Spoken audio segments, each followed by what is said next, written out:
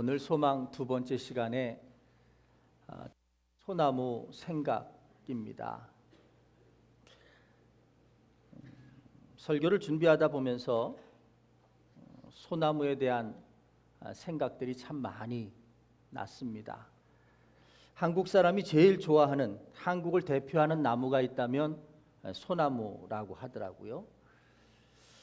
소나무 작가로 유명한 유명열 씨가 이렇게 자신의 예술 세계에서 자신은 소나무만을 그리고 있는데 이렇게 이야기를 하더라고요. 소나무 작업에는 희열이 있습니다. 그러면서 자기가 정말 힘들고 어려웠을 때, 휘청거렸을 때 마치 먹구름 속에서 한 줄기 비치는 햇살 같은 느낌을 받게 했던 나무가 소나무였다라고 이렇게 고백을 하더라고요. 소나무는 사계절 동안 그 잎이 변하지 않고 푸르름을 유지하고 있어서 변하지 않는 나무라고도 이야기할 수 있고, 또 소나무를 생각할 때 살아서 500년, 그리고 그 이후에도 500년, 그래서 한 1000년을 생각하게 하는 그런 나무다라고 이야기를 합니다. 오늘 PPT 화면에도 소나무의 그림들을 좀 띄워서 우리가 소나무를 좀 바라보며 생각해 보자라는 의지를 가졌습니다. 소나무는 양수라고 합니다. 양수는 햇볕이 필요한, 꼭 필요한 나무라는 의미입니다. 그런데 이 소나무는 사실상 아주 무절장제로 한 번에 쭉 곧은 나무로 자라는 것은 아니라는 겁니다. 자라면서 삐뚤빼뚤 그 목표과 목적이 잘 맞지는 않지만 그래도 꿋꿋하게 위로 하늘을 향해서 자라가는 나무가 소나무라고 하는 거죠. 오늘은 소나무를 생각하면서 오늘 하나님 말씀을 좀 들으려고 합니다. 예수님께서 이 성경 가운데 우리 인생을 좋은 나무에 비유를 하셨습니다. 그러면서 하신 말씀이 뭐냐면 좋은 열매를 맺는 좋은 나무가 되어라 라고 하는 거죠. 좋은 열매를 맺는 좋은 나무가 되어라. 그러면서 우리가 살아가는 모든 삶을 나무와 같은 생각을 가지며 살도록 말씀하시기도 합니다. 성경 가운데 일평생 이 소나무와 같은 이미지를 떠올리게 하는 사람이 있습니다. 변하지 않는 삶이라는 거죠. 어쩌면 그렇게 한결같을까라는 거죠. 사실은 성경에 보면 믿음의 조상인 아브라함도 변했잖아요. 아내를 아내라고 선언하지 못하고 누이라고 했다가 그만 애굽 왕한테 아내를 뺏길 뻔하지 않았습니까? 그런데 그 실수가 한 번도 아니고 두 번씩이나 반복하는 어처구니 없는 짓을 벌였죠. 아브라함의 아들인 이삭도 마찬가지였습니다. 아버지의 실수를 봤는지 배웠는지는 모르지만 이삭도 마찬가지로 죽음의 위협 앞에서 자신의 아내 리브가를 아내라고 이야기하지 못하고 누이라고 속였다가 또 어려운 일들을 당할 뻔했죠.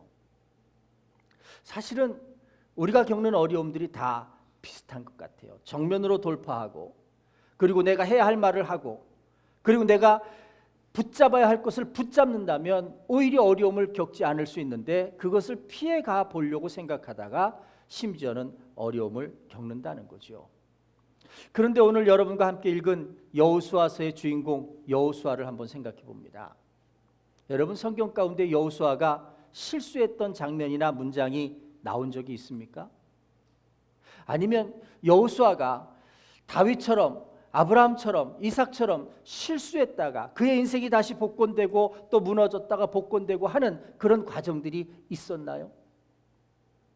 가만히 생각해 보니까 여호수아는 그의 이름이 등장하기 시작할 때부터 또 오늘 여호수아서 24장에 그가 마지막 고별사를 행하는 때까지 수십 년 동안 이스라엘 백성의 지도자가 되고, 그리고 이스라엘 백성들을 이끌어오면서 그는 한 번도 그의 삶이 굴곡이 있거나 변화가 있거나 또 다른 모습이 있었던 적이 없었다는 겁니다.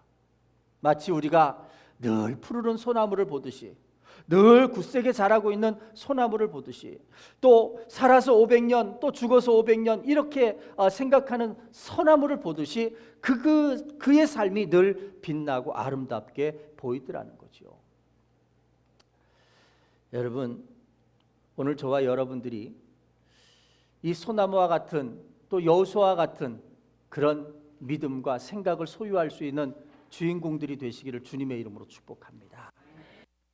자, 여호수아를 생각하게 하는 성경의 첫 장면은 어디가 기록이 되어져 있느냐면 출애굽기 17장에 기록이 되어져 있습니다. 거기에는 이스라엘 백성들이 광야에서 이제 가나안을 향해서 나아가는 과정 중에 한 골짜기를 들어가면서, 이 골짜기가 다른 데는 나무도 없고 물도 없는 다 광활한 광야인데, 특별히 이 골짜기에만 수백 그루의 종려나무가 있고 물샘이 있어서 정말 쉬기에 딱 좋고 정말 그늘 속에서 편안히 있을 만한 아름다운 땅을 만납니다. 르비딤 골짜기라고 하는 곳이죠. 그래서 이스라엘 백성들이 거기에서 장막을 치고 이제 이 땅에서 좀 쉬었다가 체력을 확보하고 좀 휴식이 된 뒤에 이제 가나안을 향해서 또 나아가자라고 생각하고 거기에서 쉬고 있는데, 그 땅은 이미 주인 역할을 하는 사람들이 있었습니다.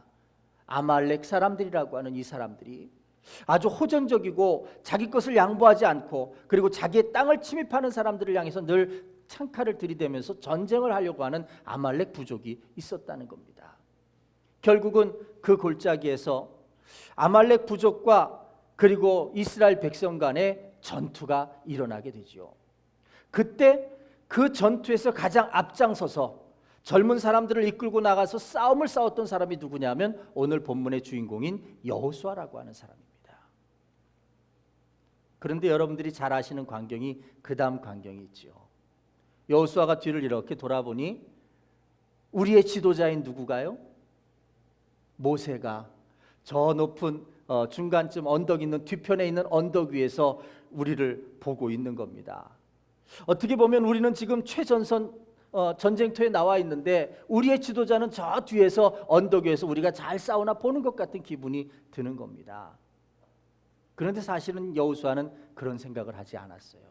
성경에 보니까 모세가 그곳에서 한 일이 있습니다. 다른 일이 아니라 전쟁에 나가 싸우는 여호수아와 이스라엘의 젊은 군인들을 향해서 축복하며 중보하며 기도하는 장면이었죠. 그때 어떻게 됐습니까? 모세가 손을 들어서 기도하고 있을 때에는 이스라엘 백성들이 전쟁 중에 이기는 모습이 나타납니다. 그런데 어느 때 손이 너무 아파서 나도 모르게 손이 내려오는 때가 되면 이스라엘 백성들이 전선에서 그때까지는 잘 싸우다가 점점점 패퇴해서 뒤로 후퇴하는 모습을 보이는 겁니다. 그 상황 한가운데 있는 사람이 누구냐면 누가 있습니까? 여호수아라고 하는 사람이 있었다는 겁니다. 여호수아가 보고 경험한 첫 번째가 무엇일까? 이것이 참 중요합니다. 자기는 뒤에 있고 나는 왜 앞에 나가서 꼭 싸워야 되냐, 이런 불만이 아니라 아말렉 군사와 싸우면서 우리도 모르게, 나 자신도 모르게 우리가 그렇게 잘 싸우는 것 같지도 않은데 우리가 이기고 있다? 야, 이거 웬일이냐? 이런 생각이 문득 들었을 때 그가 뒤를 돌아보니 뭐 하고 있습니까? 모세가 하나님을 향해서 중보하며 기도하고 있더라는 겁니다. 또 한참 싸우는 중에 아이고 왜 그러지? 우리가 열심히 싸우는 것 같은데 자꾸 지네, 패퇴하네 하면서 뒤로 물러나다 보니까, 그럴 때 고개를 돌아보니까 모세가 기도하던 손이 내려가 있는 것을 보게 되는 겁니다. 이때 여호수아는 그의 인생에 있어서 아주 중요한 사실을 깨닫습니다. 무슨 사실을 깨달을까요? 이 생각이 여호수아가 앞으로 살아가는 모든 삶 속에서, 그리고 지금 24장에서 그가 고백하고 선언하는 말씀에 아주 중요한 뼈대가 되고 있다는 사실입니다. 그게 뭐냐 하면 이런 겁니다. 전쟁은 내가 아무리 잘 병사들을 이끌고 전투를 잘 지휘해서 싸워서 이기는 것이 아니라 전쟁의 승패는 누구에게 있다는 겁니까? 하나님에게 있다는 사실을 깨닫습니다. 내가 아무리 잘 싸우려고 해도 모세의 손이 내려가니까, 하나님이 우리의 기도를 들으시지 않게 되니까 우리가 지게 되는 것이고, 우리가 잘 싸우려고 하지 못해도, 우리가 여러 가지가 부족해도 하나님께 기도하고 하나님이 함께 하시니까 이 전쟁이 이기는 전쟁이 되더라는 겁니다. 여러분, 오늘 우리들에게 중요한 것이 있습니다. 이 출애굽기 17장에서 여호수아는 여호와 니시 하나님을 경험합니다. 이 하나님은 어떤 하나님이냐면 여호와가 나의 승리의 깃발이 되신다라고 하는 거죠. 우리들의 싸움은 육체의 싸움이 아니라 하나님께서 싸워주시고 하나님께서 이기게 하시는 하나님의 싸움이라는 사실을 고백하게 한다는 겁니다. 그것이 이제 여호수아의 가슴에 깊이 새겨지게 됩니다. 아, 내 능력으로 싸우는 것이 아니구나. 아, 내가 가진 재주로 싸우는 것이 아니구나. 아, 내가 가진 어떤 역할로 싸우는 것이 아니구나. 하나님이 함께 하시면 우리는 이기는 거고 하나님이 함께 하시지 않으면 우리는 지는 거구나. 이 사실을 여호수아는 이 아말렉과의 전투에서 분명하게 경험합니다. 또 한 가지 여호수아가 나오는 장면들이 또 있지요. 민수기에 보면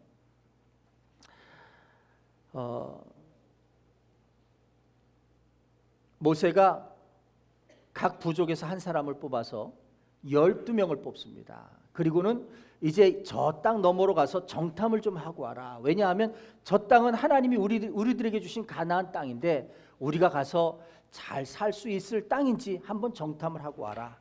그리고는 12명의 정탐꾼이 여호수아가 그 안에 포함이 되어서 가나안 땅을 향해 들어갔지요. 그리고는 그 12명이 다시 돌아 나와서 자신들이 보고 경험한 것들을 이야기하는데 문제는 그때 잘못하면 모세도 여호수아도 맞아 죽을 뻔했다는 겁니다. 온 백성들이 그 소리를 듣고 폭동이 일어날 뻔한 거지요. 무슨 소리였습니까? 10명의 부정적인 견해를 가지고 있는 다수가 저 땅에는 우리가 살 땅이 아니다.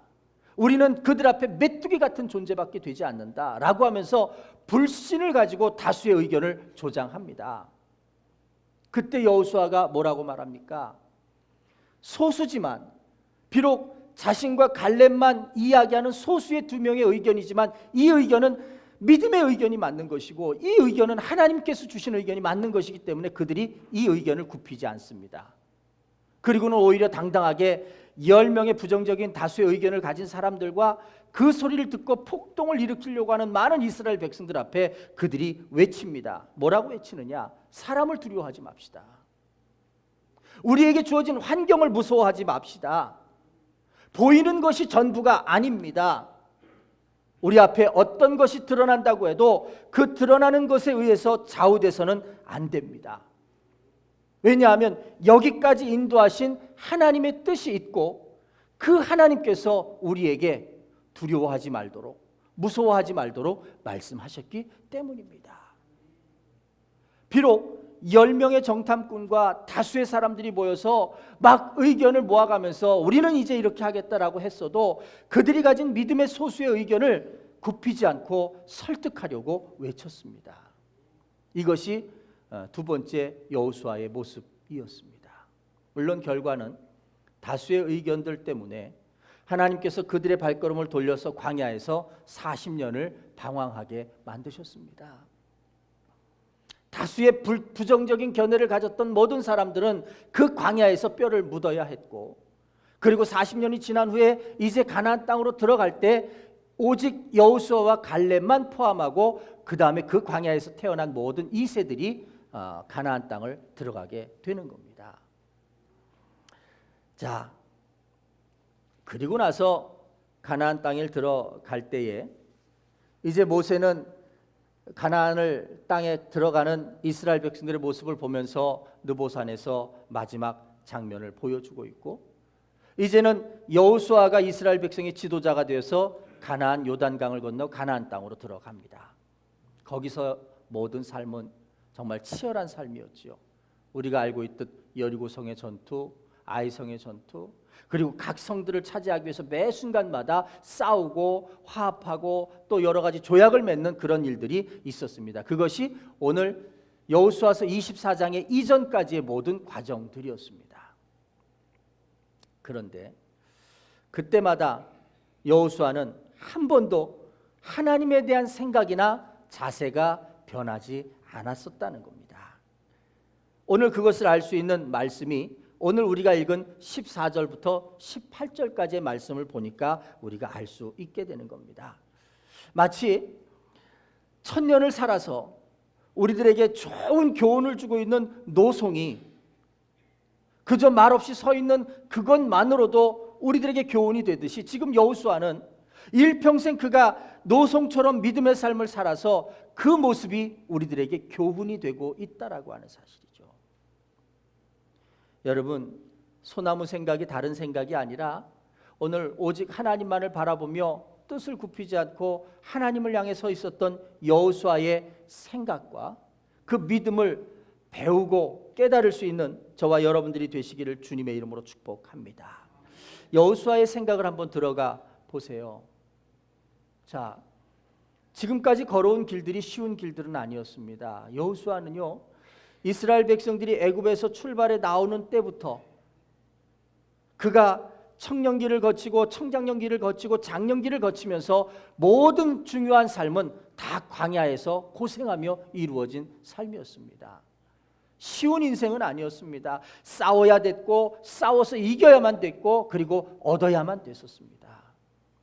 그런데 그런 모든 과정들 가운데 여호수아가 알은 한 가지 사실은 뭐냐면 하나님이 함께 하셨다라고 하는 겁니다.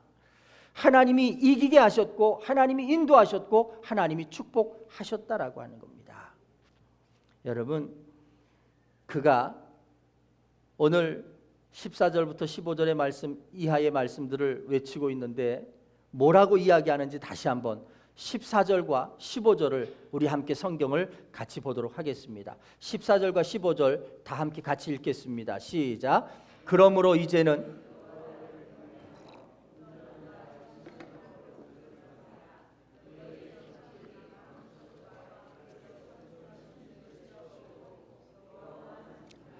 만일 여호와를 섬기는 것이 너희에게 좋지 않게 보이거든 너희 조상들이 강 저쪽에서 섬기던 신들이든지 또는 너희가 거주하는 땅에 있는 아모리 족속의 신들이든지 너희가 섬길 자를 오늘 택하라. 오직 나와 내 집은 여호와를 섬기겠노라 하니.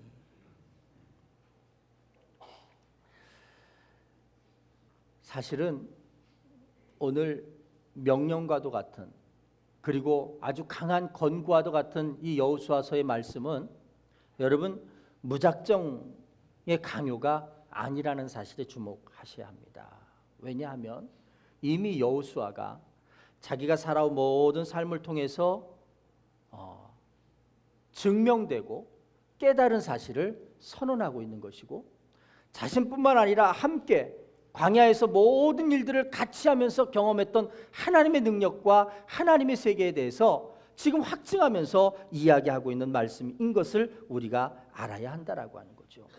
여호수아는 뭐라고 이야기를 합니까? 그것이 중요한 거죠.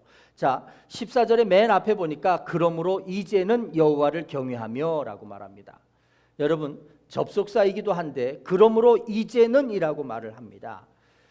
자, 이것이 뭐냐면 지금 이스라엘 백성들 앞에 완벽한 증거가 있다는 겁니다. 누구에게서 들은 것도 아니고 누구에게서 전해 들은 것도 아니라 지금 여기 앉아있는 너희들 전부가 다 같이 경험한 사실 아니냐라고 하는 거죠. 광야에서 힘들고 어려웠을 때 또 대적들을 만났을 때 아말렉과의 전투에서 우리가 어땠었느냐, 우리가 능력으로 이긴 적이 있느냐, 우리가 창칼이 좋아서 이긴 적이 있느냐, 다 아니었다는 겁니다. 하나님께서 함께 하시니까 이겼고 우리가 하나님을 떠나고 불평하고 원망했을 때 우리가 지고 어려움들을 겪지 않았느냐, 모든 증거가 우리 앞에 있다는 겁니다. 가능치 않으리라고 하는 회의적인 생각을 가진 사람들이 많은 어려움을 갖게 되었었지만 결국은 하나님 앞에서 하나님 안에서 이 모든 것들이 은혜 가운데 이루어졌음을 고백하고 있는 겁니다. 여러분, 우리도 마찬가지라고 생각을 합니다. 우리에게 임했던 하나님의 은혜를 생각하면 현재 지금 우리가 이 상황에서 어떻게 살아가야 할 것인가를 여러분 보게 되지 않습니까? 이것이 중요한 겁니다. 비록 지금 이 순간에 앞일에 대한 어떤 일도 생각나지 않고 깜깜한 암흑과도 같은 그런 속을 헤맨다고 할지라도 분명히 지금 이전의 삶 속에 하나님이 나와 함께 하셨던 일들을 기억하면서 여러분 앞일에 대한 소망을 갖기를 주님의 이름으로 축복합니다. 고린도전서 5장 15장 10절에 보면 그러나 나의 나 된 것은 하나님의 은혜로 된 것이니 내게 주신 그의 은혜가 헛되지 아니하며 내가 모든 사도보다 더 많이 수고하였으나 내가 아니요 오직 나와 함께 하신 하나님의 은혜로다라고 말합니다. 진정한 믿음의 사람들은 내 능력 아닌, 내 재주 아닌, 내 힘이 아닌 하나님의 은혜로 이루어졌음을 알고 고백하는 사람들입니다. 오늘 여호수아는 그 믿음을 가지고 하나님 앞에 고백하고 있습니다. 그 다음에 두 번째 권고는 그 다음 말씀에 있습니다. 14절 후반절에 보니까 뭐라고 하느냐 하면 강 저쪽과 애굽에서 섬기던 신들을 치워버리고 여호와만 섬기라는 겁니다. 자, 여호수아의 생각의 두 번째는 뭐냐면 섬기던 신들을 치워버려라 라고 하는 겁니다. 이스라엘은 여호와를 섬기기는 했지만 여호와만을 섬긴 것이 아니라 다른 우상들도 많이 섬겼던 것 같습니다. 광야의 생활 가운데서도 하나님이 누누이 몇 번씩 이스라엘 백성들 중에 우상을 제하여 버리라라고 하는 말씀을 선언하시는 걸 보면 아직도 이끄시는 하나님을 바라보면서도 이들의 내면 안에는 자신들이 의지하는 한 가지씩의 우상들은 다 가지고 있었던 것이 아닌가 생각이 듭니다. 가나안 땅에 들어오고 나서도 마찬가지였습니다. 하나님께서 인도하셔서 하나님께서 축복하셔서 그 약속의 땅을 눈으로 보여주시면서 거기서 살게 만들어 주셨는데도 불구하고 이 백성들은 거기서 하나님을 바라보는 자녀가 아니라 여전히 그 땅에서 섬기던 우상들을 향해서 그들이 주는 쾌락과 그들이 주는 유희와 그들이 주는 모든 유혹들을 받아들이면서 적당하게 중간자의 역할을 살며 살아갔더라는 겁니다. 오늘 여호수아가 마지막 고별의 말씀처럼 오늘 본문의 말씀에 선언하고 있는 이 말씀은 오늘 이런 백성들의 삶 앞에 선포하고 있는 말씀입니다. 섬기던 신들을 치워 버려라라고 하는 거죠. 여러분, 오늘 이 믿음의 결단이 우리에게 있기를 주님의 이름으로 축복합니다. 세상에서 주는 유익, 세상에서 주는 편안함, 그것 때문에 우리가 하나님을 따르고 하나님의 말씀대로 서고자 하는 모든 삶들에서 조금씩 후퇴하고 조금씩 양보했던 우리들의 모습이었다면 이제는 이런 모든 것들을 치워버리고 우리의 본래의 자리로 나아가서 나와 내 집은 오직 여호와만을 섬기겠노라 선언하고 선포할 수 있는 믿음의 자녀들이 되시기를 주님의 이름으로 축복합니다. 여호수아는 이런 잘못된 관행과 습관을 치워버리라고 합니다. 여러분 한번 생각해 보십시오. 오늘 이 땅의 교회들이 사람들로부터 지탄을 받습니다. 왜 그럴까요? 하나님만을 바라보는 우리들의 삶이 아니었기 때문에 그렇습니다. 그리스도인들이 왜 빛의 자녀로 살아가지 못할까요? 우리 안에 빛이 들어오면 모든 것들을 다 환하게 해서 죄를 드러나게 할 것이고 그 죄가 드러나게 되면 우리 마음이 아프고 힘들어서 그 죄를 뽑아버리게 되어 있는데 그런데 고통을 감수하면서까지도 죄를 버리지 않기 때문에 문제가 된다는 겁니다. 그릇된 우상의 문화로부터 하나님 앞으로 돌아와야 합니다. 성탄이 진정한 우리에게 소망의 날들이 되고 기쁨의 날이 되려면 이 땅에 우리의 죄를 회복시키시기 위해서 이 땅에 우리의 죄를 사해 주시기 위해서 어린 모습으로 이 땅에 오신 예수 그리스도를 기다리는 진정한 마음이 있어져야 된다는 겁니다. 성탄은 그저 가족과 행복하라고 지내는 날이 아닙니다. 성탄은 우리가 친구들 만나서 하루 저녁 거나하게 지내는 허락받은 허랑방탕한 날이 아니라고 하는 겁니다. 이 날은 이 땅에 오신 예수 그리스도를 생각하며 절망 중에 있는 영혼들이, 소망이 없는 영혼들이 이제는 희망을 갖고 소망을 향해서 눈을 뜨는 날들이 바로 성탄을 기다리는 마음이어야 한다는 겁니다. 오늘 그러면서 소나무의 생각을 가지고 있는 여호수아의 모습을 보며 너희들 속에 섬기던 신들을 치워버려라 하는 이 음성이 오늘 여러분들의 가슴 속에 정말 뼛속 깊이 새겨지기를 주님의 이름으로 축복합니다. 오늘날 우리들의 가정에서 아버지가 아버지의 위상을 가지지 못합니다. 왜 그럴까요? 어머니가 어머니의 그 아름다운 모습을 지니지 못합니다. 왜 그럴까요? 자녀들은 또 어떻습니까? 마찬가지입니다. 사랑하고 화목하고 행복해야 할 한 가정 안에서 서로의 모습에 위기를 느껴가면서 문제가 되어지기 시작하면서 온전한 가정이 이루어지지 못합니다. 왜 그러느냐 하면 제 자리를 벗어나 있기 때문에 그렇습니다.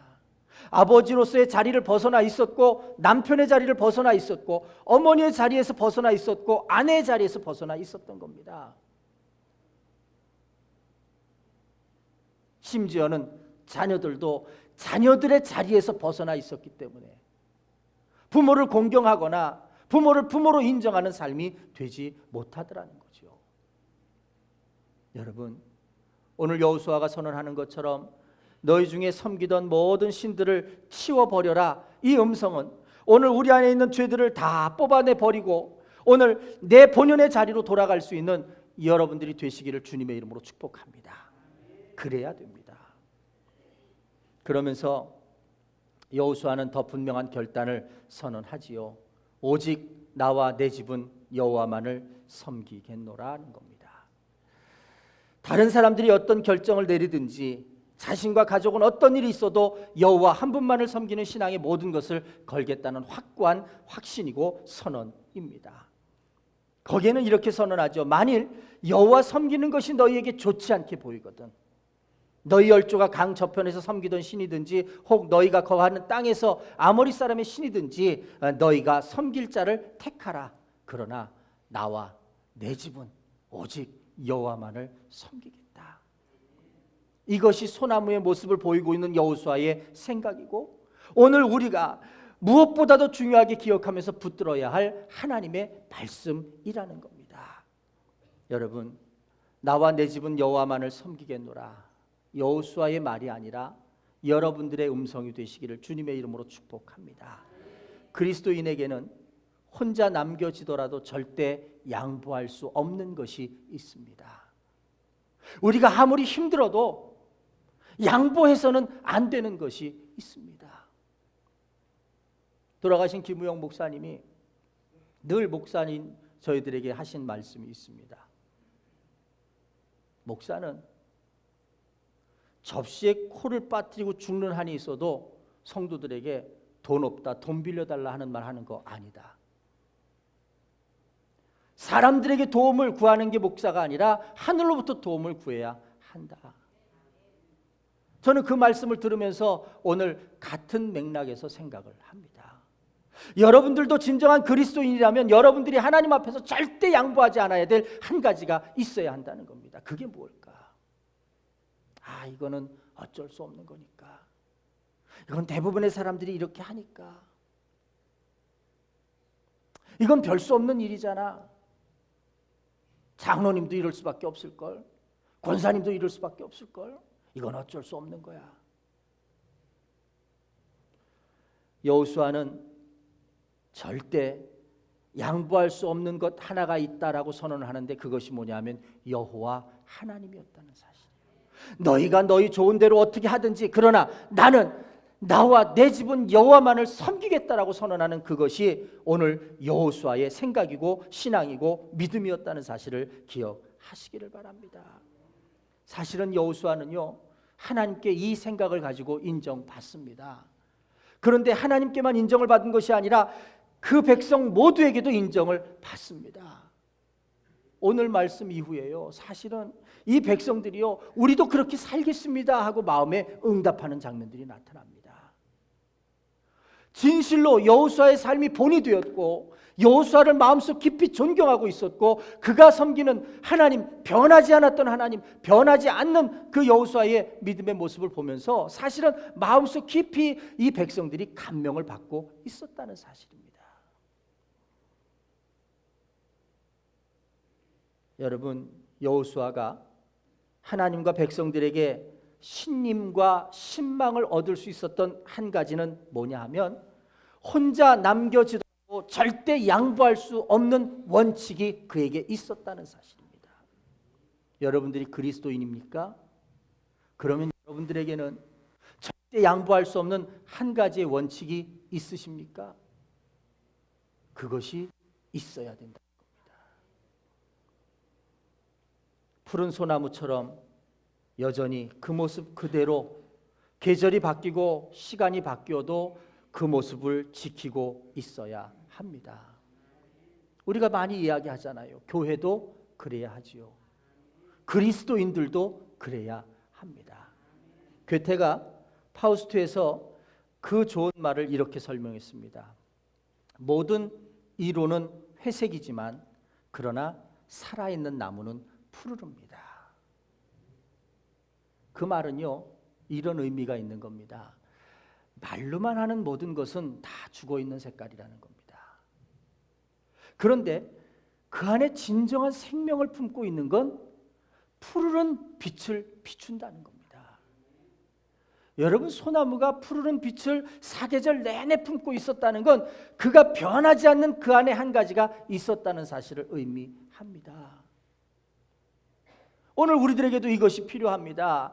예수 그리스도의 생명이 우리 안에 있으면, 예수 그리스도의 빛이 우리 안에 있으면 우리는 주변을 밝히고 주변을 환하게 할 만한 소망의 존재들이 되어야 한다는 겁니다.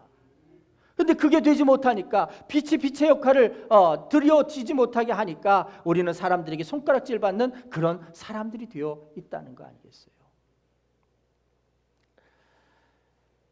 진정한 그리스도인은 생명을 가진 나무가 푸르름 같이 진정한 그리스도인도 푸르러야 합니다. 왜냐하면 진정한 그리스도 안에는 생명 되신 예수 그리스도가 계시기 때문입니다. 여러분, 여호수아라고 하는 이름과 예수라는 이름이 같은 것 아시죠? 구약의 여호수아면 그 여호수아는 신약의 예수아로 고백을 하는 거죠. 거기에는 또 다른 의미가 있습니다. 여호수아의 이 푸르른 소나무처럼 올곧은 한 가지 모습을 가지고 있는 것처럼 예수 그리스도도 우리 안에 생명을 주시기 위하여 구원자로 오직 그가 푸르른 빛을 내면서 한 가지 모습으로 서 계신다는 사실을 기억하시기를 바랍니다. 강림절은 예수님께서 우리 안에 오시기를, 그래서 정말 주님이 내 마음에 오실 때에 걸리적거리는 죄의 문제들 때문에 혹여라도 오시다 멈칫거리지 않을까, 아니면 오시다 돌아가시지 않을까 생각하면서 그 길을 청소하고 준비하는 게 대림절의 의미입니다. 얼마나 여러분들의 마음을 청소하고 준비합니까? 저는 오늘 소나무 생각이라고 하는 말씀을 준비하면서 그런 생각을 했습니다. 내가 주변 상황이 어떤 상황이든지 간에 오직 나와 내 집은 여호와만을 섬기겠습니다라고 하는 이 생각과 이 결단 한 가지만으로도 우리들의 내면의 길들은 정리가 된다는 겁니다. 아니, 이보다 더 분명하고 확실한 정리는 없다라고 하는 거죠.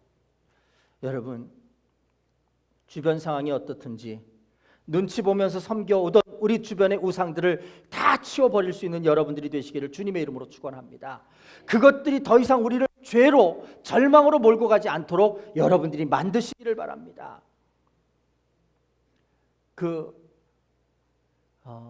1970년대인가요? 저들의 푸르른 솔잎을 보라. 김민기라고 하는 분이 만든 곡이잖아요.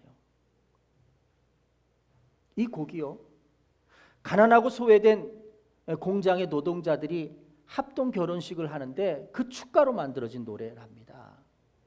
비록 가진 것 없고 많은 있는 자들에 의해서 피해를 받고 살아가지만, 그래서 남들이 볼 때는 저런 인생이 무슨 소망이 있겠느냐라고 하지만, 그러나 우리는 변하지 맙시다.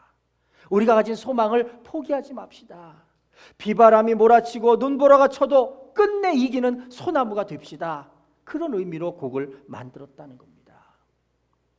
여러분, 오늘 우리 그리스도인들이 이와 같은 모습으로 서야 합니다.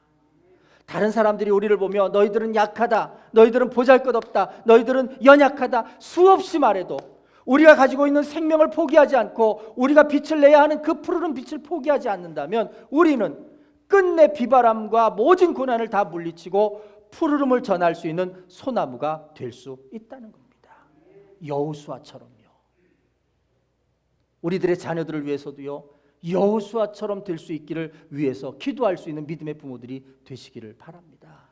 아울러 이제 대림절 둘째 주간을 지나는 우리들의 모습의 삶 가운데서도 내가 무엇으로 기다릴까라고 하는, 내가 무엇으로 주님을 영접하고 준비할까라고 하는 생각들 속에서 나와 내 집은 여호와만을 섬기겠다라고 하는 신앙의 결단과 고백 위에 여러분들의 내면의 길을 준비할 수 있는 여러분들이 되시기를 주님의 이름으로 축원합니다.